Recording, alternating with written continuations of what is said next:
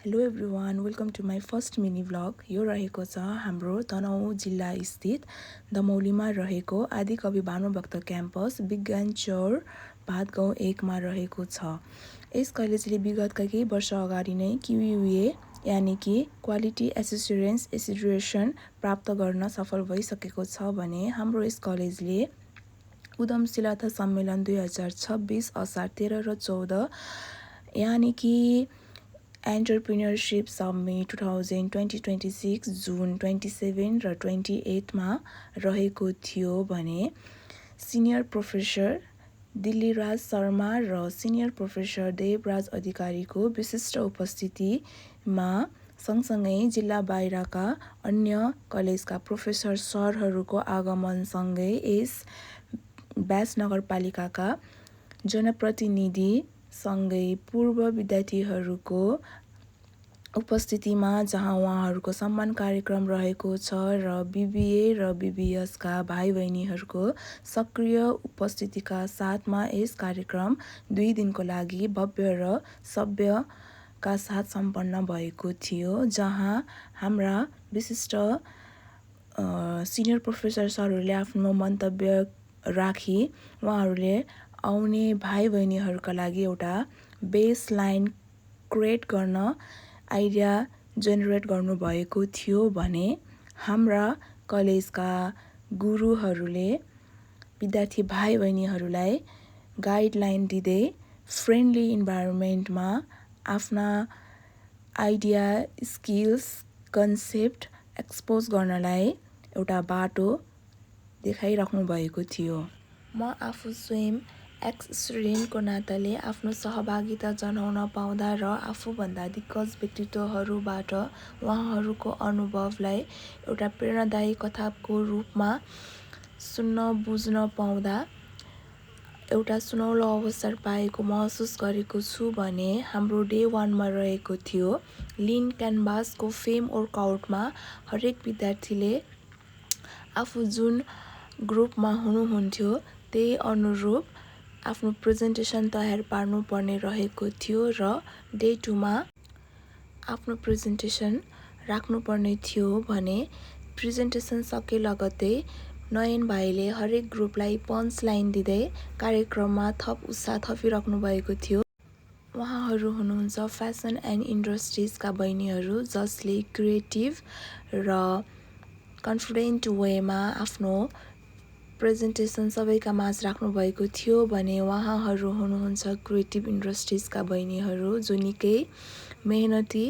Active र टिमवर्कमा निकै सक्रिय रहेर आफ्नो हरेक कमी कमजोरीलाई निहाल्दै छोटो समयमा पनि आफ्नो प्रेजेन्टेसन निकै क्रिएटिभ वेमा प्रेजेन्ट गर्नुभएको थियो। साँच्चीकै नै भोलिको दिनमा एउटा एन्टरप्रेन्योर हुनको निमित्त हुनुपर्ने क्वालिटिज र गर्नुपर्ने हरेक मेहनत, टिमवर्क उहाँहरूको अनुहारमा हामी छर्लङ्ग मूल्याङ्कन गर्न सक्छौँ भने यस लगत्तै digital marketing, financial service, food and beverage, information technology र टुरिज्म हस्पिटालिटीका भाइ बहिनीहरूले बेजोड प्रस्तुति राख्नुभएको थियो। हरेक ग्रुपको प्रस्तुति सके लगत्तै